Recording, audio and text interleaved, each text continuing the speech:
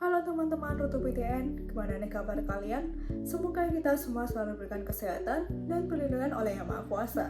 Perkenalkan, nama aku Dina Safina, aku bisa dipanggil Dinara, aku berasal dari Bojonegoro, Jawa Timur, dan aku merupakan mahasiswa baru di Institut Teknologi 10 November, Surabaya. Dan kali ini aku mau sharing ke kalian bagaimana aku bisa lolos SNMPTN di pilihan pertama aku, yaitu di DKV ITS.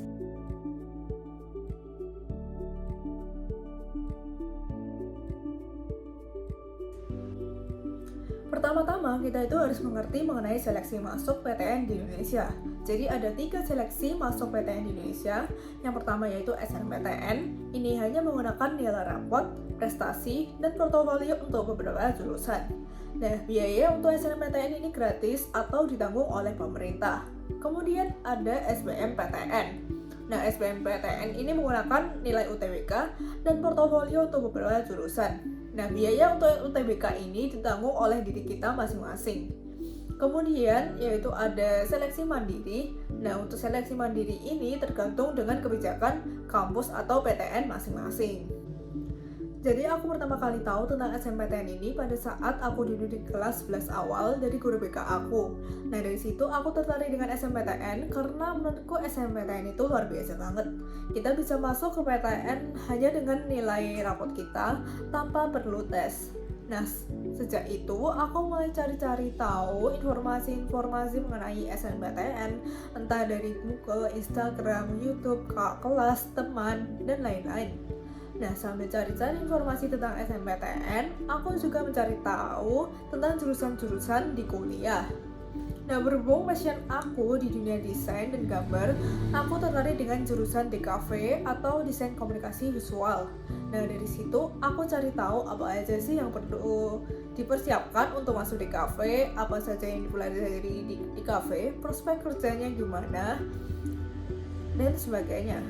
Nah, tapi aku dulu juga sempat bingung, aku sempat kepikiran buat ngambil jurusan arsitektur. Tapi akhirnya setelah berbagai pertimbangan dan saran dari orang-orang terdekat aku akhirnya tetap memilih jurusan DKV. Nah, untuk memilih PTN-nya, pertama aku cari di internet tentang kampus yang memiliki jurusan DKV yang bagus. Lalu aku mempertimbangkan dari alumni sekolah aku juga, karena SNMPTN itu kan dipengaruhi oleh alumni sekolah kita juga. Nah, jadi semakin banyak alumni sekolah kita yang masuk pada PTN tersebut, maka akan semakin besar peluang kita untuk lolos SNMPTN pada PTN tersebut. Nah, ada juga aturan jika kita lolos SNMPTN di suatu PTN tapi tidak kita ambil atau kita tidak daftar ulang di kampus tersebut, maka kemungkinan besar itu akan mempengaruhi ke sekolah kita dan akan berdampak pada adik-adik kelas kita yang akan mengikuti SNMPTN di tahun-tahun berikutnya. Jadi kemungkinan besar kuota untuk sekolah kita di tahun berikutnya akan dikurangi, atau dalam kata lain, adik-adik kelas kita itu bakal lebih susah lolos SNM di PTN tersebut. Nah, makanya dari itu menurutku penting banget bagi kita buat nyari-nyari tahu tentang alumni sekolah kita itu sebelumnya pernah ada yang lolos SNMPTN di PTN mana aja. Nah, kalau di sekolahku sendiri itu paling banyak dari tahun-tahun sebelumnya itu paling banyak lolos SNMPTN di ITS. Dan aku kan ini kebetulan aku itu SMA jurusan IPA. Nah, kebetulan DKV ITS itu prodinya juga saintek. Nah, akhirnya aku semakin merasa cocok dengan ITS ini dan aku cari-cari tahu tentang ITS. Dan akhirnya aku memilih ITS. Tapi lagi-lagi aku juga sempat bimbang karena alumni sekolahku yang tahun 2020 itu ada yang lolos SNMPTN di FSRD ITB. Nah, waktu itu aku juga bener-bener bingung. Enaknya aku lebih baik aku daftar di FSRD ITB atau aku daftar di DKV ITS. Tapi akhirnya setelah mempertimbangkan dari biaya hidup, tempat tinggal, lingkungan, dan sebagainya, aku itu ngerasa lebih cocok sama ITS. Nah, kemudian sekarang aku bakal membahas 3 hal utama yang perlu kita persiapkan untuk SNMPTN, yaitu nilai, prestasi, dan portofolio. Tapi khusus portofolio ini hanya beberapa jurusan saja ya, seperti jurusan desain, seni, dan olahraga. Nah, yang pertama yaitu nilai. Jadi SNMPTN itu kan ada kuotanya, jadi nggak bisa semua orang itu ikut SNMPTN. Nah, aturannya untuk sekolah yang akreditasinya A, itu kuotanya 40% dari jumlah angkatan tersebut. Nah, anak yang bisa ikut SNM itu disebut dengan siswa eligible. Nah, di tahun 2021 ini yang menentukan siswa eligible itu sekolah sendiri. Pada umumnya, sekolah itu menentukan siswa eligible-nya berdasarkan pemeringkatan atau ranking paralel. Nilai selama 5 semester, seperti di sekolahku sendiri. Nah, dan nilai yang diambil itu juga bukan semua mata pelajaran. Yang diambil itu ada 6 mata pelajaran. Untuk jurusan IPA itu ada matematika umum atau matematika wajib, bahasa Indonesia, bahasa Inggris, fisika, kimia, biologi. Nah, jurusan IPS itu ada matematika, bahasa Indonesia, bahasa Inggris, sosiologi, ekonomi, dan geografi. Untuk jurusan bahasa ada matematika, bahasa Indonesia, bahasa Inggris, sastra Indonesia, antropologi, dan salah satu bahasa asing. Sedangkan untuk yang SMK itu ada matematika, bahasa Indonesia, bahasa Inggris, dan kompetensi keahlian. Jadi misalnya di suatu sekolah yang akreditasinya A ada 200 siswa jurusan IPA, maka siswa IPA yang eligible atau yang berhak untuk mengikuti SNMPTN itu adalah siswa yang ranking 1 sampai 80. Nah, setelah di ranking itu bakal difinalisasi lagi. Jadi siswa yang tidak mau ikut mendaftar SNMPTN akan mengundurkan diri dan diganti dengan ranking yang di bawahnya. Jadi misalnya kalau dari 80 siswa eligible ada 2 anak yang mengundurkan diri, maka yang ranking 81 sama 82 akan maju dan menggantikan 2 anak tersebut. Nah, kalau aku sendiri, aku dulu alhamdulillah berada di urutan ke-12 dalam pemeringkatan siswa eligible. Nah, sebenarnya kalau dalam rapor secara keseluruhan itu nilaiku itu masih kalah sama teman-teman aku. Rata-rata raport aku itu dari semester 1 sampai 5 itu nggak pernah nyampe angka 90. Sedangkan temanku itu banyak yang raportnya itu 90 ke atas.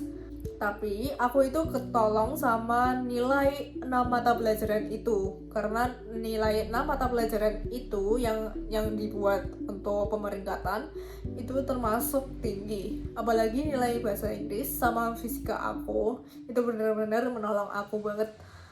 Jadi aku benar-benar gak nyangka kalau aku itu bisa berada di posisi ke-12. Sedangkan teman-teman aku yang rapotnya itu lebih tinggi dari aku itu banyak yang berada di bawah aku. Tapi ini bukan berarti kalian cuma bakal fokus sama 6 mata pelajaran itu aja ya teman-teman.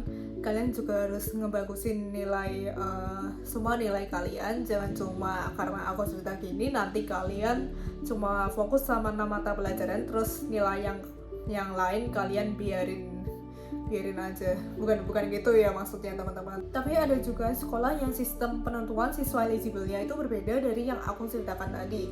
Jadi contohnya temanku dari sekolah lain itu ada yang pertamanya itu sekolahnya ngedata dulu siswa yang ingin melanjutkan studinya ke luar negeri. Nah, siswa-siswa yang ingin melanjutkan studi ke luar negeri itu tidak diperbolehkan sekolahnya untuk mendaftar SNMPTN. Nah, baru setelah itu sama sekolahnya itu didata siswa yang hendak mengikuti SNMPTN.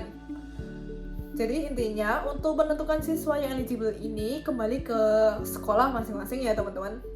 Oke, kemudian sesudah difinalisasi siswa eligible dari masing-masing sekolah, maka baru dia dilakukan proses pendaftaran SNMPTN. Nah, di pendaftaran ini kita tinggal mengisi data-data, memilih jurusan, upload bukti prestasi, dan portofolio untuk beberapa jurusan. Kemudian kita bahas tentang prestasi. Nah, bukti prestasi ini tidak wajib dilampirkan dan yang dikumpulkan itu maksimal berjumlah 3. Jadi, sertifikat yang bisa dipakai untuk bukti prestasi ini merupakan sertifikat lomba-lomba, olimpiade, atau sertifikat bukti pernah menjabat sebagai pengurus organisasi seperti OSIS atau MBK. Nah, kalau sertifikat seperti peserta webinar itu tidak dapat digunakan ya teman-teman. Nah, kalau aku sendiri dulu aku menggunakan 3 sertifikat, yaitu sertifikat juara 2 desain grafis tingkat Provinsi Jawa Timur, juara 2 videografi tingkat nasional, dan juara harapan 2 desain poster tingkat Provinsi Jawa Timur. Dan yang seperti aku bilang tadi, sertifikat ini tidak wajib, tapi walaupun tidak wajib, menurutku prestasi itu juga penting. Jadi menurutku ini tuh bisa menambah poin plus pada penilaian SNMPTN kita, atau bisa juga menjadi bahan pertimbangan untuk penilai. Ya memang kita kan nggak tahu prosesnya seperti apa ya, tapi kalau menurutku misalnya kalau ada 2 orang yang nilai rapotnya sama tapi yang satunya memiliki prestasi dan satunya itu tidak memiliki prestasi, maka otomatis itu bakal lebih dipilih yang memiliki prestasi. Nah, jadi saranku buat kalian yang sekarang masih SMA, kalian tuh sering-sering ikut lomba dan usahakan lomba-lomba itu bidangnya relevan dengan jurusan yang akan kalian pilih nantinya.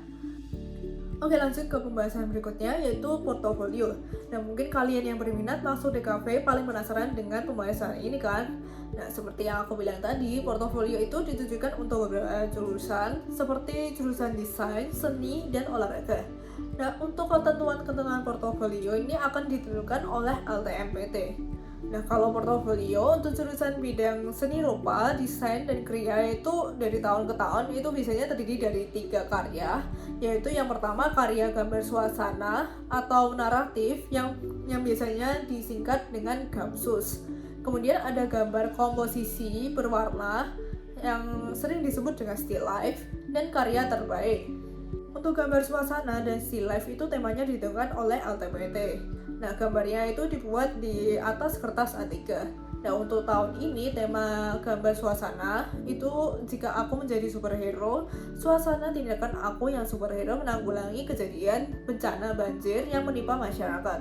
Nah, GAMSUS ini hitam putih ya teman-teman. Jadi kita boleh pakai pensil, spidol, ballpoint, atau kombinasi antara itu. Nah, kalau aku sendiri menggunakan pensil saja. Kemudian untuk gambar komposisi atau still life itu kita tahun ini disuruh membuat gambar komposisi dari 4 ragam benda atau lebih yang terdiri dari semangka, gelas, pisau, dan HP. Nah, still life ini berwarna dan boleh menggunakan pensil warna, pastel, zat air, atau kombinasi antara itu. Nah, kalau aku sendiri hanya menggunakan pensil warna saja. Kemudian untuk karya terbaik ini tidak wajib ya teman-teman, tapi pastinya akan jauh lebih baik jika kita melampirkan juga. Nah, karya terbaik ini bebas dan nggak harus berupa gambar. Kita juga bisa melampirkan seperti fotografi, mural art, karya kriya, rancangan produk, dan lain-lain. Kalau aku dulu mulai mencicil karya terbaik dari 2 atau 1 minggu sebelum mulai pendaftaran SNMPTN. Nah, aku nyicilnya itu juga sambil nyantai, jadi pengerjaanku itu makanya lama, dan aku ngerjainnya juga saat aku lagi mood atau lagi ada waktu aja. Nah, karya terbaik aku, ini dia karya terbaik aku. Jadi karya terbaik aku ini berupa gambar realis, karena aku merasa aku paling menguasai itu di bidang gambar realis. Kemudian ini karya gambar suasana aku, dan ini karya still life aku.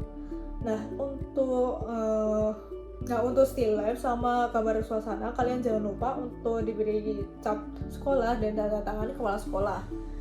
Dan kalau karya terbaik kalian itu juga berupa gambar rasional, akan lebih baik lagi jika diberikan cap dan tanda tangan kepala sekolah. Nah, untuk cap dan tanda tangan ini memang tidak ada ketentuannya dari LTMPT, tapi dengan adanya cap dan tanda tangan tersebut bakal membantu menunjukkan bahwa karya kita itu benar-benar buatan kita atau benar-benar orisinil. Nah, kemudian ketika portofolio itu akan di-scan atau difoto, bisa juga dengan menggunakan HP, kemudian disimpan dalam format JPEG dengan ketentuan pixel yang sudah ditetapkan oleh LTMPT. Kalau aku sendiri dulu juga nge-scan-nya juga pakai HP. Oh ya, kita juga disuruh untuk membuat deskripsi atau penjelasan mengenai karya terbaik kita. Nah, deskripsi ini diketik berjumlah 250 sampai 350 kata dengan ukuran 12 dan spasi 1,5. Nah, jadi kira-kira jadinya itu satu halaman. Nah, kemudian ketika portofolio tadi sama satu deskripsi tersebut itu akan dimasukkan ke dalam PowerPoint yang sudah disediakan template-nya oleh LTMPT. Nah, kalau tips dari aku, kalian itu udah nyiapin karya terbaik atau karya bebas kalian itu dari jauh-jauh hari. Nah, kalian itu juga bisa memakai karya yang sudah pernah kalian lombakan.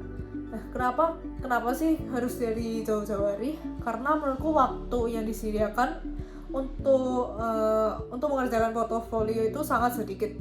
Jadi portofolio itu kan bisa diupload selama pendaftaran SNMPTN berlangsung. Nah, kalau pengalamanku yang tahun ini pendaftaran SNMPTN itu berlangsung selama 9 hari saja, yaitu dari tanggal 15 sampai 24 Februari. Nah, sedangkan instruksi pengerjaan portofolio itu diupload pada tanggal 11 Februari. Nah, jadi ada waktu 2 minggu untuk mengerjakan ini. Nah, tapi kalau dari sekolahku sendiri itu menyuruh muridnya itu maksimal mendaftar H-2 sebelum pendaftaran ditutup untuk menghindari hal-hal yang tidak diinginkan terjadi. Nah, itu pun belum terpotong dengan waktu untuk kita minta cap dan tanda tangan kepala sekolah untuk portofolio. Dan kepala sekolah itu kan juga pasti sibuk ya, jadi kita susah buat minta langsung jadi tanda tangannya. Dan kita kan pasti minta tanda tangannya itu juga harus waktu jam kerja sekolah. Kalau pengalamanku dulu itu aku pertamanya itu minta waktu hari Jumat. Nah, ternyata waktu hari Jumat itu kepala sekolahku sedang tidak ada di sekolah. Jadi aku harus menunggu sampai hari Senin buat minta tanda tangan sama cap itu lagi. Nah, jadi total aku mengerjakan portofolio itu kurang lebih selama 11 hari ditambah sama 2 atau 1 minggu pengerjaan karya terbaik aku. Pokoknya buat portofolio itu kalian siapin aja mental sama fisik kalian, karena selama pengerjaan itu kalian bakal ngerjainnya berjam-jam bahkan seharian saat mengerjakannya. Bahkan dulu aku itu waktu ngerjain gambar suasana itu pernah sampai jam 5 pagi juga. Dan teman-teman aku yang anak di kafe ya juga itu juga pada cerita juga kayak gitu. Bahkan ada temanku itu yang sampai trauma ngelihat semangka gara-gara portofolio ini juga. Tapi itu semua nggak apa-apa karena itu semua bakal jadi kenangan yang nggak bakal terlupakan di hidup kita. Kemudian tips terakhir dari aku, tapi juga yang paling penting buat para teman-teman Rutuk WTN yang ingin mendaftar SNMPTN, yaitu berdoa. Pokoknya agama apapun kalian jangan pernah berhenti berdoa kepada Tuhan agar selalu dituntun ke jalan yang baik, agar selalu dilancarkan dan sesuai dengan harapan yang kita inginkan. Kalau aku itu dulu pasang wallpaper di HP aku pakai logonya DKV ITS, kemudian setiap kali aku melihat wallpaper itu aku sholawatin dan aku doain. Nah, terus juga setiap sholat itu aku juga berdoa minta kepada Allah supaya jika memang SNMPTN itu jalan yang terbaik, maka tolong loloskanlah. Nah, kemudian jangan lupa berharap itu boleh, tapi kita juga harus siap untuk menghadapi kemungkinan yang terburuk. Jadi sehabis daftar SNMPTN jangan berarti kita santai-santai, kita juga harus tetap belajar untuk nyiapin UTBK. Dan kalaupun nantinya ternyata memang kita dinyatakan lolos SNMPTN, itu juga nggak ada ruginya untuk belajar UTBK itu, karena itu kan juga menambah ilmu kita juga. Oke, mungkin sekian yang dapat aku sampaikan. Lebih kurangnya mohon dimaklumi dan maaf bila ada salah kata. Terima kasih juga sudah mendengarkan cerita aku. Semoga cerita aku dapat menginspirasi kalian dan good luck. Semoga kalian dapat diterima di PTN impian kalian masing-masing. Jika ada pertanyaan, kalian juga bisa langsung bertanya di Instagram aku di Nadia Safina. Oke, terima kasih dan sampai jumpa.